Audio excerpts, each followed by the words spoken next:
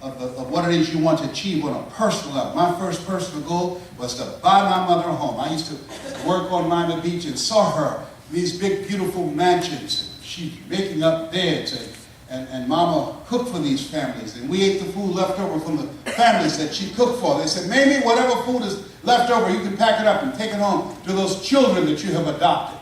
And Mama could bake too. She baked a sweet potato pie so good you couldn't eat it with your shoes off. You had to take your shoes off so you could wiggle your toes. And I'd walk around these big, beautiful mansions. I said, "Mama, what is it, boy?"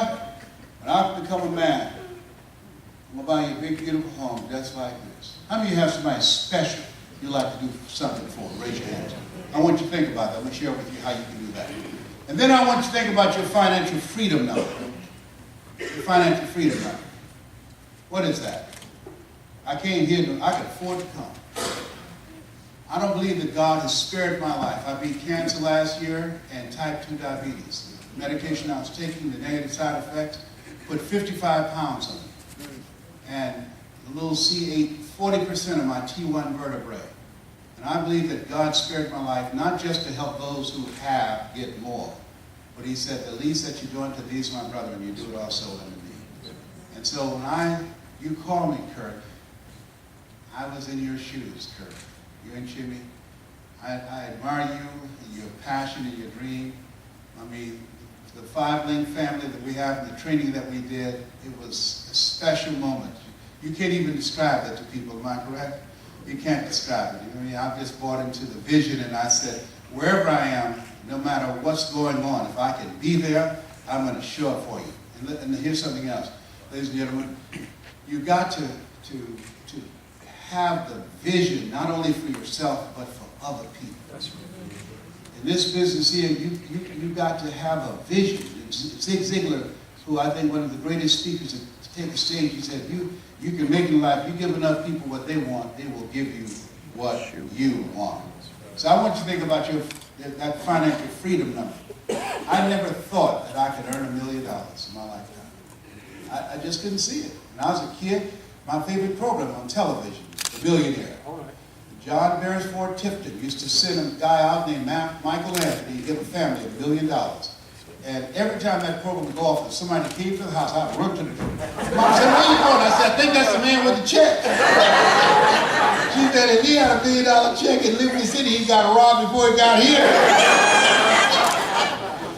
Only 2% of the world earn $1 million in their lifetime. Because of my experience in multi-level marketing, it developed mental resiliency. Write that down. Mental resiliency.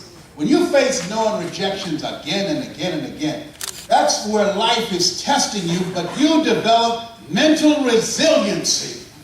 You become unstoppable. You become relentless. It developed me. And so it expanded my vision of what's possible for me.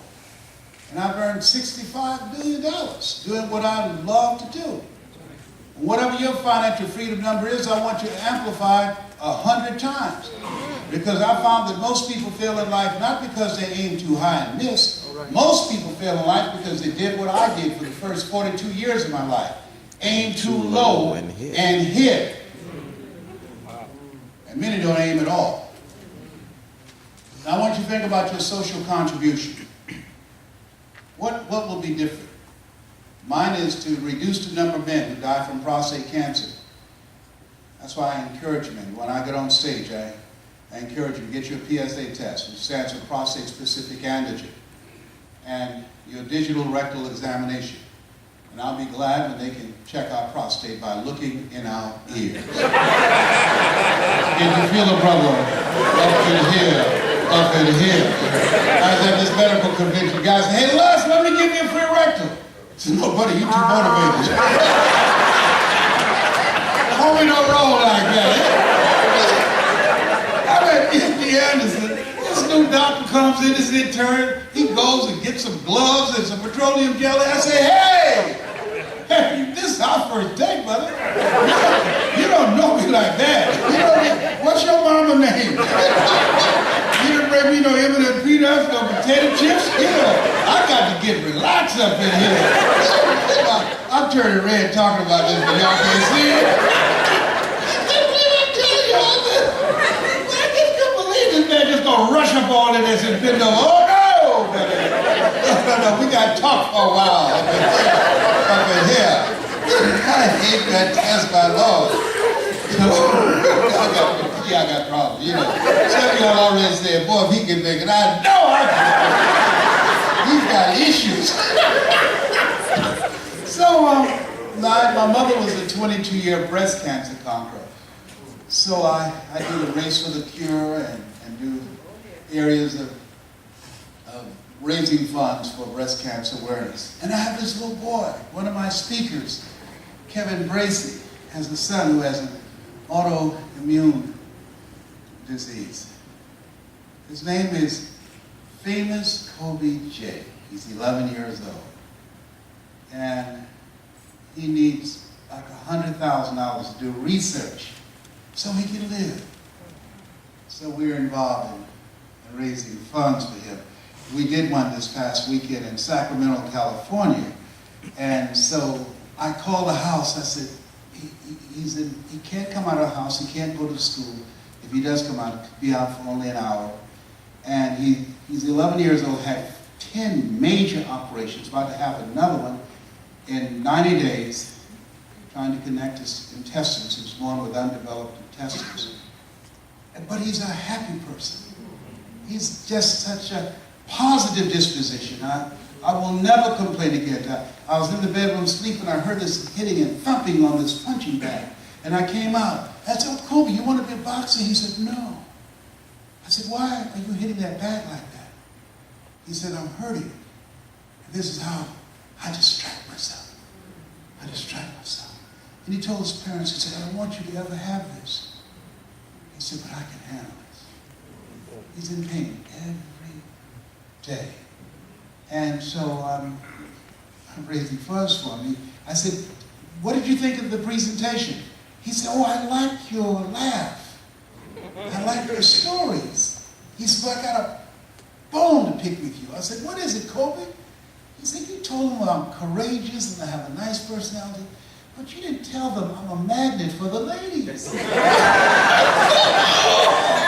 Oh, I'm so sorry. I said, I will include that next time. He said, well, please do. Will you, brother? I said, okay.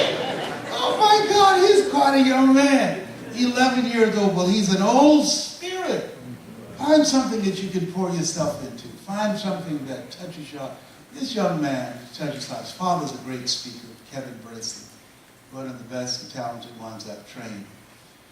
This young man, I believe he's been here before. Whatever you're thinking about in terms of your social cause, your financial freedom number, the personal goal you have, let us say together, it's possible. It's possible. Say it with conviction. It's possible. Ladies and gentlemen, that's a key area of your mindset.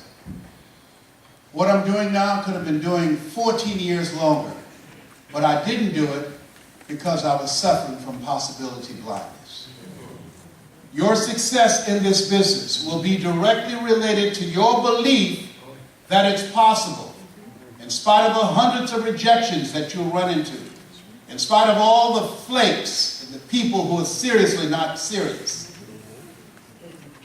Your belief that it's possible will carry you through. The only way that I got on this stage, through all of the experiences that I developed the mental resiliency in multi-level marketing, when my friend said to me, there's no way that corporate America is going to hire you. You don't have any college education. You never worked for a major corporation. You are crazy if you think somebody's going to hire you to come in and they're going to pay you thousands of dollars to train them how to do something you've never done. How many of you know that's a long shot? Raise your hands, please. That's a long shot. But you saw the credits of my customers. Did you see that up there? Oh, yes. And what allowed me to do that, because of the rejections that I faced, because of building an organization, because of standing before sometimes one person or 5 people or driving someplace and nobody showed up. But I kept on showing up because I had a dream.